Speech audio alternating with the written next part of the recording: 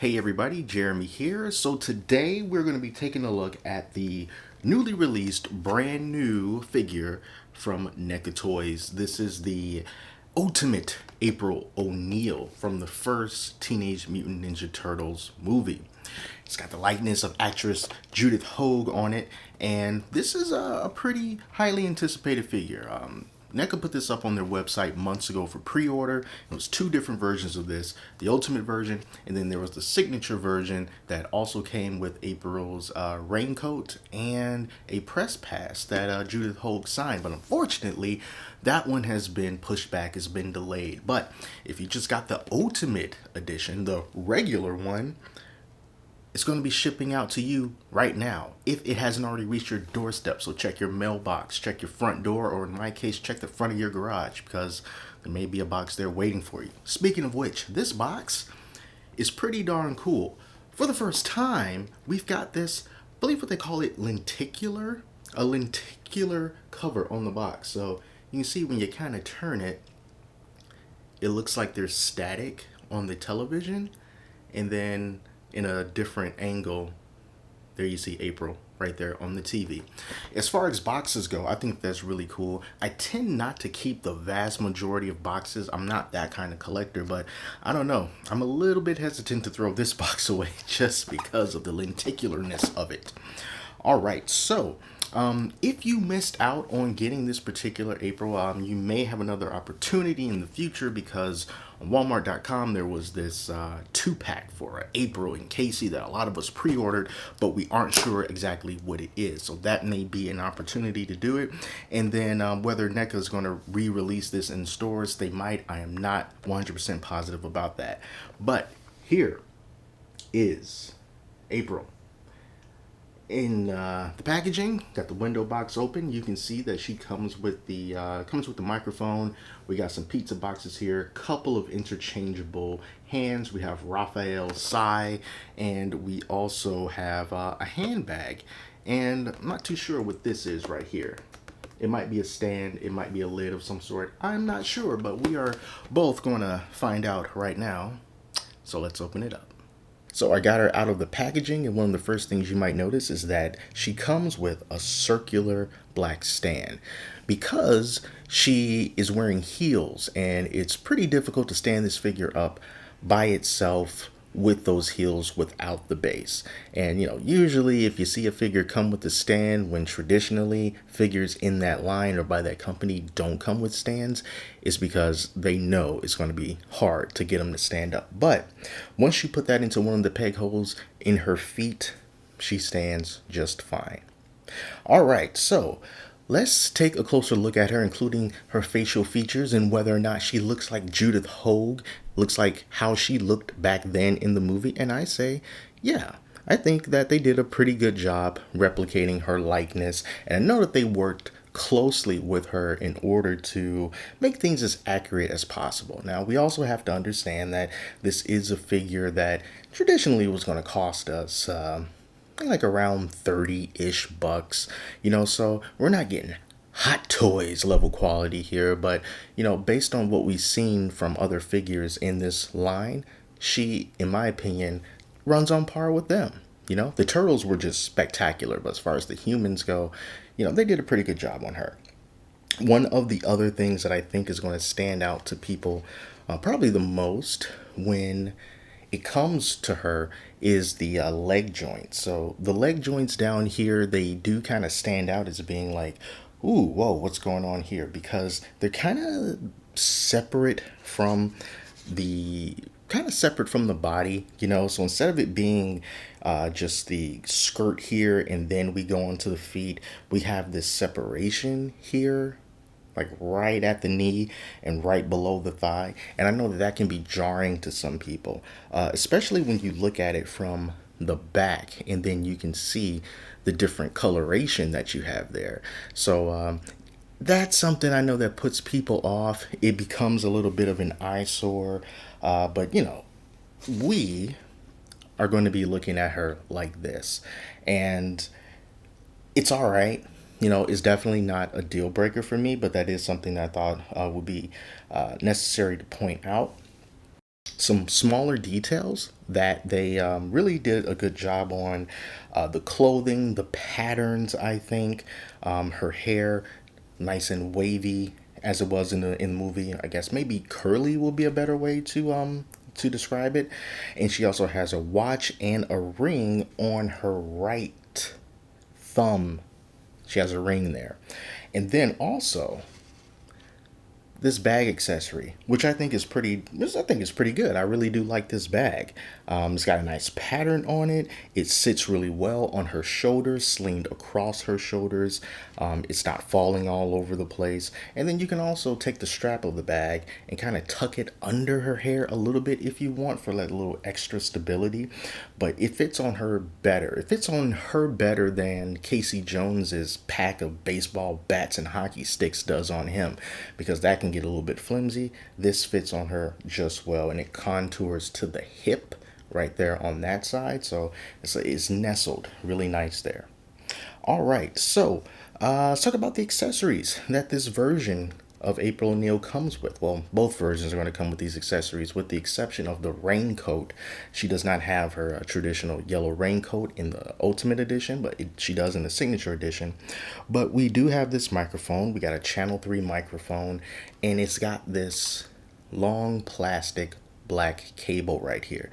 You see this in the box. Don't cut it off. It's not one of those twist ties. This is a cable. You got to remember, like, this is back in the, when did this movie come out? Was it early 90s, late 80s is when this movie came out? So, wires. Remember those? So, yeah. Again, if you look at it from the back, you see this wire that goes nowhere. But you look at it from the front, you can just see the wire and then just kind of forget about it. She also comes with these stacks of pizza boxes, Josh Pizza, Smellio's, and they're all together. So, it's not going to be a whole lot of accessories that you got to kind of keep up with, and they get lost and scattered. They're all right there.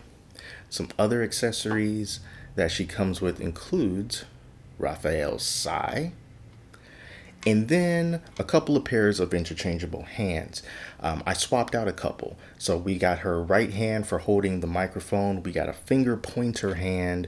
And then we also have another hand, which you probably can't see, is very tiny, for holding a microphone in her left hand, if that's what you prefer. And then we also have an open hand, a couple of open hands rather, and then we have a fisted hand. So no shortage of different hand types for April. And then I need your opinion on this. Here is the alternate head scope for her, and I'm going to get a closer look so that you can see for yourself with this. But so her alternate head is not all that different than the original head. She's just smiling and showing her teeth a little bit more. But I kind of feel like this alternate head is a little chubby. Is it just me? It seems like everything's wider. It seems like the jaws are wider. It seems like the chin is wider. And it just doesn't look like the first one. Now, of course, there's nothing wrong with chubby in general. I'm just pointing out that for this figure, this alternate head looks a little girthier than the original. And it kind of puts me off because it doesn't look the same. But let me know what you think, looking at this close-up, whether the head scopes look the same to you or whether the alternate one with the teeth, with the toothy smile, looks a little wider than normal. That's like my biggest gripe about this, because I wanted to use this alternate head, but it just doesn't look right to me compared to the first one. It's almost as if they had that Marty McFly problem going on, where it just looks, his face was a little bit more round than I think it needed to be. And one thing that I did forget to point out when I was kind of going over the patterns on the purse and everything is that it's really subtle, but you can also kind of see a wavy and spotted pattern in the skirt there, which I think is really, really good. And then also they used a sparkly silver paint on, I don't know if that would be considered like a brooch, like up there near her neck, and then also on the side there. It's not just a regular silver paint, it is a metallic-y, sparkly silver paint. And that's one of the things that stood out to me, kind of like the lenticular box. I wasn't expecting it, but I was happy to see it.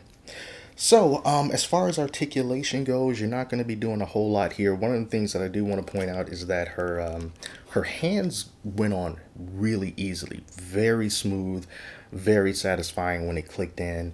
You don't have to fight it. So I was really happy with that. All right, so let's go over some articulation here. Not really a whole lot going on. Single jointed at the elbow here. Up and down arms, because of course, up and down arms. Yes, you know that is true. Head goes up about that much. Head goes down about that much. Not a whole lot. Moving the head left and right, you get a lot more motion there, and then the hair is kind of flexible, so it's not blocking the articulation for her head. And then let's take her off the stand for a minute, and these legs here are actually double jointed. You got some double jointed knees, so that's really cool. Let's see if we can get her like in a running kind of a pose. Let's see if we can get her in a running pose. Maybe you can work with it a little bit, but the weight of the figure is making the stand tip over, so you might need another stand to do something like that. But hey, double jointed knees, so that's pretty good. And then of course, we got some pivot right there at the ankle. It does hinge up and down as well. And then you can move the legs out about that far, is being hindered by the dress. So yeah, surprising with the knee articulation there on April. So if you really want to get kind of creative with it, you can. So overall, what do I think about April? I think that this figure is essential. I think this figure is needed for this Turtles line and for any other version of Teenage Mutant Ninja Turtles out there. I think that the core of this whole series starts with the four Turtles, then it goes to Splinter, you got Shredder, and then you have April. And once you get through that first seven, everything else is just gravy. So we needed to have her inside of this lineup. I don't think that she's the most exciting figure in this lineup at all. I think that she's really one of the more least exciting ones, just as far as what she comes with and the amount of posability that you can have for her, and stuff like that. The Turtles are always going to be number one. And then, of course, you got Shredder. I kind of put her on a level with Splinter in that there's not a whole lot you can do with her or with Splinter, but you need to have them in that lineup, and it's great to have them next to the Turtles and Casey and the Foot Clan and Shredder and stuff like that. So I think that NECA did a really good job on the subtleties of the patterns of her outfit and on her skirt. I am not crazy about this second head sculpt. I think it looks a little bit chubby, but I think they did a good job. And the likeness, which is, the most important thing, or at least one of the most important things, to look like Judith Hogue, that I think that they got right. All the way down to her chin. And you see like there's this little, I'm not sure what you call it. It's like a indentation on the bottom of her chin, and they got that. That's a trademark look. That's how you know who she is. And they got that down really good too. So yeah. Definitely belongs in your turtle collection. If you missed out on the pre-order, just keep your ears to the ground. I'm pretty sure there's going to be another way to get some type of April in the future to make up for this one. And who knows, maybe we can get another April based on the second and possibly even the third movie, because Judith was only in the first one, if you remember. There was a different April for the other two movies, so we'll see what happens with that. But for now, she is going to rest besides Casey Jones right behind me on my shelf. And yeah, I'm happy with this figure. Not the most exciting figure in the world, but hey, it's still good. So that's it. Thank you all so much for watching. Till next time, I'm Jeremy. Talk to you later.